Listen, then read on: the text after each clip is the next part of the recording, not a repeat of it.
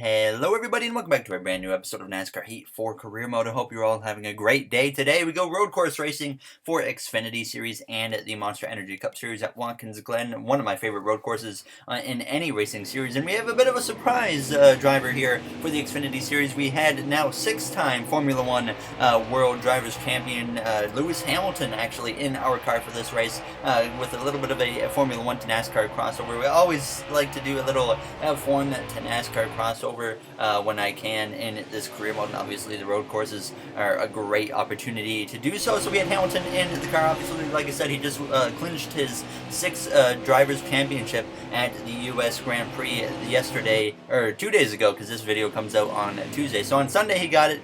Congratulations to him. Now he's going to try and go for number 7 next year and tie Michael Schumacher's record. But obviously Hamilton worked his way forwards quite easily, but he didn't quite have the best car in the field as he came through. Now this is on the final lap as he went down through the penultimate corner on the inside there of the 51 of Jeremy Clements as he leads down towards this final corner. He's trying to get up into this top 3 before the race is over on that left-hand side of Clements as he exits the final corner side by side as he would have the momentum off the corner, and Hamilton would come through to cross the line, not winning the race, but he would finish up there in P3. So a podium finish for Lewis Hamilton as Justin Allgaier and Austin Cindric were the top 2. So we come straight through into qualifying though for myself in the Cup Series here at Watkins Glen. Out of that final corner, sideways on the exit of the final corner, but we head down this front straightaway. A pretty strong lap, not a pole lap, as we cross the line with the 108.3, but we do go P6 here at Watkins Glen. So definitely showing some strong signs of speed with Erik Jones starting on the pole here for the Glen. Today, NASCAR heads to Watkins Glen for the Go Bowling at the Glen. Drivers need to use caution at this road course, especially in the famed bus stop chicane, an area notorious for taking out even the best drivers. The pins are set. It's time to go bowling at the Glen.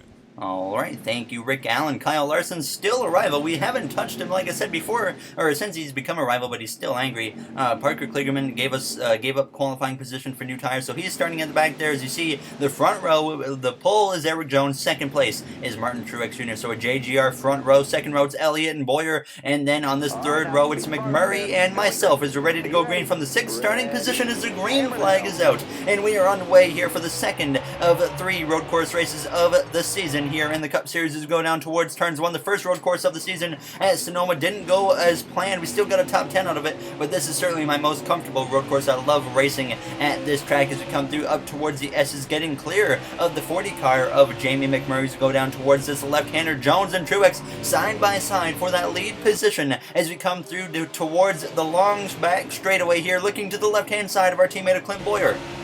A huge run on the back of the 9 towards the tunnel turn as Boyer's going to go side by side with myself as we make a little bit of contact into the bus stop. And sideways the 14 of Boyer goes to make contact now as we exit the inner loop, and somehow we actually don't have any damage. We both keep it straight, so we keep going here with no caution. So a bit of a rocky start there into the inner loop as Boyer just kind of got into the side of me. I think he kind of misjudged the entry because in my opinion I didn't really come over on him. He just kind of drifted into me, and obviously it didn't go well for either of us, and that allowed the front 3 runners of Jones, Truex, and Elliott all to get away a little bit there as Blaney trying to put the pressure on me as he came through the final corner heading down this front straightaway. So certainly an unfortunate start that we lost so much time due to that incident with Boyer, but we came through. Obviously the first 2 stages very short here at Watkins Glen, and the final stage is pretty lengthy, so we come through already on lap 3, just 2 laps to go in this stage, approaching the final lap of the first stage as Jones actually continued to lead the way surprisingly over Martin Truex Jr. and Erik Jones, Chase Elliott, who we know those 2 drivers, Truex and Elliott, both very strong drivers at this racetrack as we're sideways there going into the carousel, certainly dealing with a little bit of oversteer. So we come through to lap 4 of 4 here, the final lap of this first stage through the bus stop, getting through there really good. The car was feeling very good here today in Watkins Glen, so I was certainly excited to see what we could bring towards the end of this race, because we were just slowly, very slightly chipping in at that gap towards the cars in front of us as Jones leads both Truex and Elliott towards the penultimate corner. So Erik Jones in command here in this first stage, but it doesn't really look like he has the fastest car. It looks like he was just able to hang on now as we go down towards this final corner here of this first and opening stage at Watkins Glen, exiting the corner. No damage on the car really, so that's good. We kept the car clean for the most part. Other than that contact with Boyer, we cross the line to get P4 here in the first and opening stage at Watkins Glen. Boyer got P6, Blaney P5, Keselowski P10. Now, as we see the finishing order, Jimmie Johnson nowhere to be found, which means he's actually on the pit lane, and Jimmie Johnson has retired from this race here in Watkins Glen. That could very well be the last straw for Jimmie Johnson trying to point his way into the playoffs. He may now have to win his way in within these final 4 or 5 races of the regular season. So a huge hit to the 7-time champion of Jimmie Johnson as Stage 2 is underway. There you see him on the right side of the screen in the pit lane. Very unfortunate for that 48 team. They've struggled to have consistency this season, and that's really what's bit them hard here as we go through turns 1 on the inside of the 9 of Chase Elliott. Martin Truex Jr. clears his Joe Gibbs Racing team of Eric Jones for the lead. Jones trying to get his first win of the season still and lock himself into the playoffs. Obviously, he is pretty much locked in on points, but obviously he would love to still get to victory lane anyways as we come through the little right bend up the hill, actually getting a little bit tight, nearly getting into the grass there as we go down this back straightaway towards the bus stop here to start this second stage. Being a little bit cautious through this bus stop, just kind of a train right there as we went down towards the carousel, actually giving the 9 a little bit of a bump going into the carousel. I just kind of misjudged my braking zone into the carousel and got into the back of the 9 of Chase Elliott. Thankfully,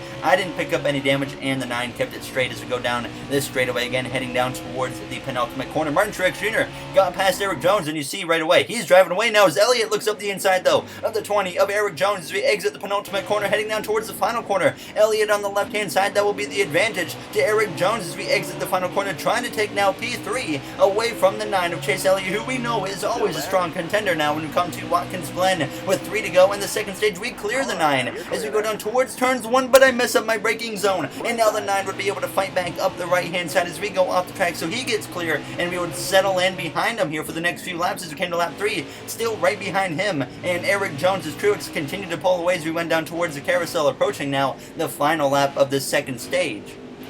So a bit of a mistake for myself in turns 1 obviously put us behind a little bit, but Truex way down there, so obviously no one's going to be able to run him down as we start this final lap at this point of the second stage. Once again, coming up the hill, closing in on the back of the 9 of Chase Elliott as we're going to try and look over to the left-hand side of him now as we exit the little right bend and clear the 9 of Chase Elliott for P3 as we go down towards the bus stop now, trying to put the pressure on Eric Jones in the 20 as he tries to hang on to the second position here in this second stage. Now as we go down towards the carousel, closing right up on the back of Eric Jones at bus stop. Always a good opportunity for us to close in on the AI. Now as we exit the carousel, enough momentum carrying us down the straightaway that we close in on the back of Eric Jones. Now we look to the left-hand side of him as we go down towards the penultimate corner. Elliott closing in behind us. He's going to look to the left-hand side of Jones as we clear Jones, though, as we exit the corner, heading down towards the final corner here of the second stage. Martin Truex Jr. leads the way as we're sideways on the exit, but we thankfully hang on to it as Elliott now gets past the 20, and he tries to get to our left rear as we come through to cross the line. P2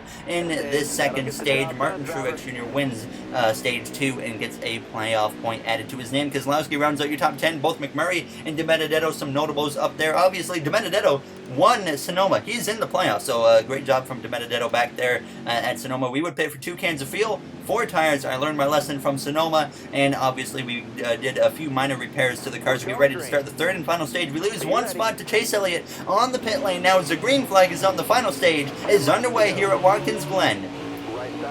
Truex has shown incredible speed so far here today as we go down towards turns 1, giving him just a tiny shot to the bumper as we exit turn 1. Not what I meant to do, but we obviously hit him anyways now as we go down towards the S's, just clear of the 12 of Ryan Blaney, who passes Eric Jones. So Jones starting to drop down the order here in Watkins Glen now as we close in on the back of the 9 once again at Chase Elliott. We don't want to waste too much time here at Watkins Glen. Obviously, we know Truex has the potential to just run away from the 9 and myself, so we want to get past this 9 and maybe even battle Truex as quickly as possible as we come through the bus stop, getting up on them curbs, using them as much as possible as we go down and through the carousel for the first time of this third and final stage. Behind us you see Blaney and then Jones, and then our teammate of Clint Boyer in the 14 who's having a strong run today. He should have no issue making it into the playoffs on points at least now as we go down towards the penultimate corner. Truex still leads just by about maybe a car length and a half or so over the 9 of Chase Elliott as we go down towards this final corner. Obviously on this opening lap you see both the 9 and the 19 starting to pull away just a little bit from me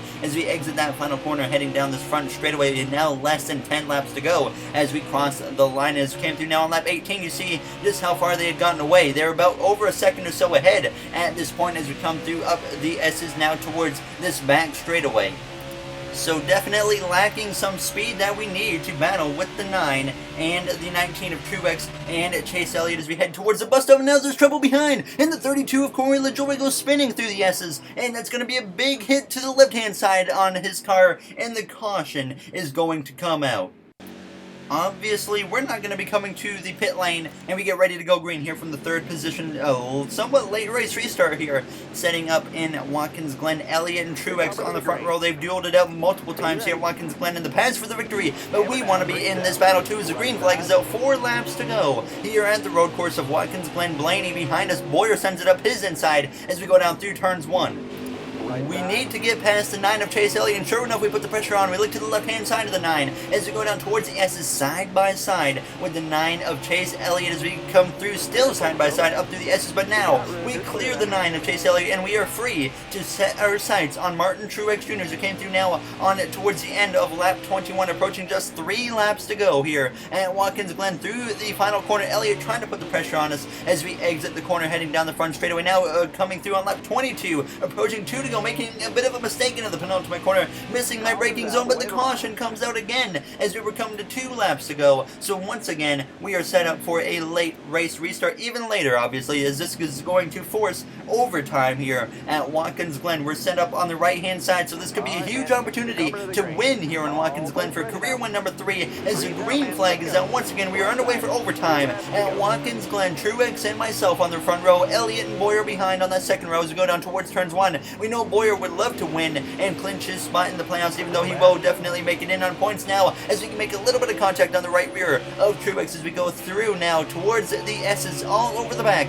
of Martin Truex Jr. We know how much speed is in that 19 car today, so we have to take advantage whenever we can. We look to the left-hand side of Truex now as we nearly get into the grass after almost making contact with Martin Truex Jr. Side by side with Truex as we go down into the bus stop, nearly making contact, but we keep it clean sideways though as we go through getting into the grass. But we hang on to the car now as we go down through the carousel. A lap and a half remains here at Watkins Glen. Can we win at the Glen? Truex continues to lead as we exit the carousel, and Elliott now is losing ground to us, so obviously it's going to be down to myself and Martin Truex Jr. as we head down towards this penultimate corner, and he has just continued to dominate this race ever since he took the lead from Eric Jones in the second stage. Now as we go down into this final corner, Elliott is close, but not close enough now as we exit this final turn, still within range of striking distance of the 19 of Martin Truex Jr. as the final lap is underway here at Watkins Glen as we go down towards turns 1. Really, it's just about making sure I don't make a big mistake, and then we get to the bus stop. We know we can gain a lot of ground on Martin Truex Jr. through that bus stop. We've got that bus stop perfectly down as we go through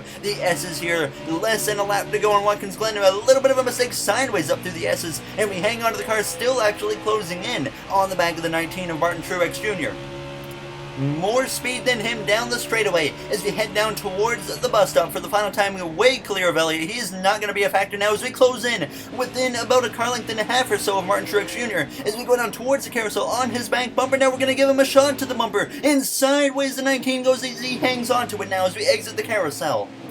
Going wide off the exit of the carousel now to the left-hand side of the 19 of Martin Truex Jr. Elliott trying to get close enough to pounce if need be as we go down through the penultimate corner, side by side with the 19 of Martin Truex Jr. A little bit more contact is made now as Elliott is here as we go down into the final corner, still side by side with the 19 of Martin Truex Jr. exiting the final corner, continuing the battle. Contact is made. We slam doors coming through to cross the line. Truex barely edges us out for the victory here in Watkins Glen. Incredible finish here at the Glen as Truex barely wins the race. I was doing everything I could. We gave him a shot in the carousel and moved him. He held on to it, did a great job. I didn't want to spin him out. I just wanted to loosen him up, and it played out exactly like I had planned it to. Eric Jones actually DNF'd from the race, but obviously coming to the line, I was doing everything I could. I just kind of hit Truex in the door a few times, seeing what I could do, and it didn't quite work. As I said after the race, we had a great car today. Sucks we barely lost, but I hope everyone enjoyed that finish because I think that was definitely the best finish we've had this season. It would have been nice to get career win number 3, but obviously no stranger to second place. We're going to probably have another 37 of those in the next 2 or 3 seasons. Great job. You're really riding that wave of momentum right now. Thank you, Eric Almirola. That probably means we got momentum, unfortunately. I still cannot stand momentum being in a NASCAR heat game. I really hope 704 takes it out one day. So Chase Elliott, he's not happy with us about that last race. Obviously, we gave him a few shots to the bumper. We got into him a couple times, I guess, but there it is. Your team has momentum. Unfortunately, if you guys have watched me in the past, you know I really do not like the momentum feature. It's just not really fair in this game. So certainly not a fan of that, but we can't really do anything about it. They don't let us turn it off, which they should give us an option to do. But oh well, that's just how it goes sometimes. But as always, if you guys did enjoy this episode, make sure to comment, like, and subscribe. Those would all be very appreciated. And there you see in the next one, we go to Michigan, a track that we usually have some decent speed at. And then obviously we're within the final few races now towards the regular season. We got Michigan, we got Bristol, Darlington, and Indianapolis. Jimmy Johnson now 97 out after the retirement in Watkins Glen, so very unfortunate for him. So he's going to have some work to do. Larson still in a bit of trouble as well. So that will do it, though, for this episode. There, as you see my stats on the screen. But thank you all for taking the time out of your day to watch this one. I'll see you guys in the next one. Have a great day, everybody.